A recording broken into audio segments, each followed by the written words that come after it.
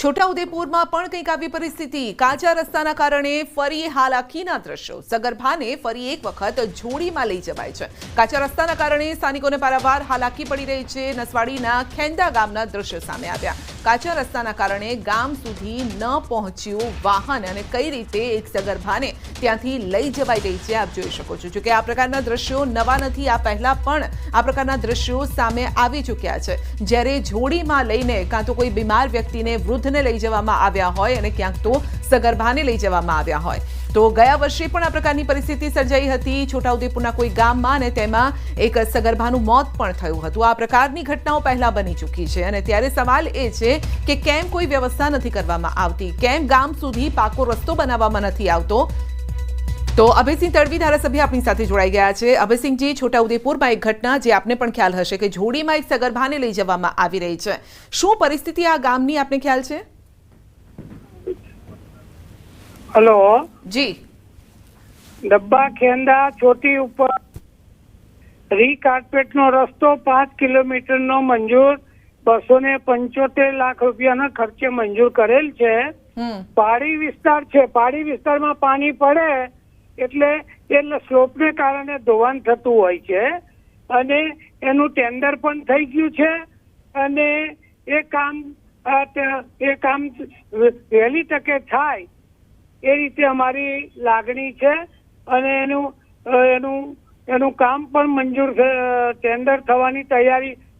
પણ સાહેબ, જ્યારે આ પ્રકારની ઘટના બનતી હોય ત્યારે કોઈ પણ હોય, હું ફક્ત આપની વાત નથી કરતી, જે પણ તંત્રમાં બેઠેલું વ્યક્તિ છે જ્યારે પૂછીએ ત્યારે એમ જ કહે છે કે ભાઈ કામ થશે કારણ કે મંજૂર થઈ ગયા છે. મંજૂર થયેલા કામ ધરાતલ પર તો લાવો. ક્યારે થશે આ રસ્તો આપ જોઈ શકો છો, કારણ કે આપણા ઘરમાં જો આ પ્રકારની પરિસ્થિતિ સર્જાય તો શું થાય? આ તો ગામના સામાન્ય લોકો છે.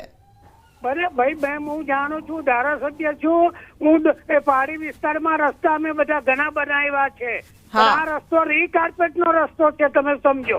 અને એનું ટેન્ડર થઈ ગયું છે અને જે કઈ ધોવાણ થયું છે હવે વરસાદને કારણે ધોવાણ થતું હોય છે.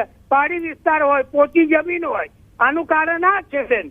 નહીં, એ સમજીએ છીએ. હું તો એ જ કહી રહી છું, રસ્તો ક્યાં સુધી બનશે, કેટલો સમય લાગશે રસ્તાને બનતા? થયું છે એનું ટેન્ડરની કોપી, એક જ ટેન્ડર ભરાયું છે. હવે ટેન્ડર ખોલશે એટલે એનું કામ હંમેશા સરકાર. પણ તમે સમય આપી શકો છો ધારાસભ્યશ્રી? આપ કોઈ સમય આપી શકો છો કે આટલા સમયમાં થઈ જશે અથવા તો થવું જોઈએ? આપને પણ ચિંતા છે, અમે સમજીએ છીએ. ગામ લોકોની આપને ચિંતા છે કારણ કે વોટ પણ ત્યાંથી આવે છે અને વોટ આવે છે ત્યારે જ આ પદ સુધી આપણે પહોંચતા હોઈએ છીએ. તો સવાલ એ છે કે એ ગામના લોકોની આપણે ચિંતા કરી છે? અરે અમે ચિંતા કરીએ છીએ. ડુંગરના રસ્તા બધા સરકારે મંજૂર કર્યા છે બેન. બધા અલગ અલગ પ્રકારના, જ્યાં 108 જતી નથી થઈ પણ અમે ચાલુ કરી છે. હરખોડ કુંડા, કનિયાબારી, સાંકરીબારી 14 ના કરશે અમે રસ્તા મંજૂર કર્યા છે, ચાલુ પણ થયા છે.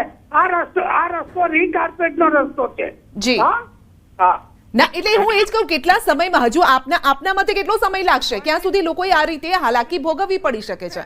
એ તો પહાડી વિસ્તારનો રસ્તો છે અને અમે કામ કેલમ જેસીબી મૂકીને એને રસ્તો ટેમ્પરરી કરાવી દઈએ છીએ 2 દિવસમાં. જી.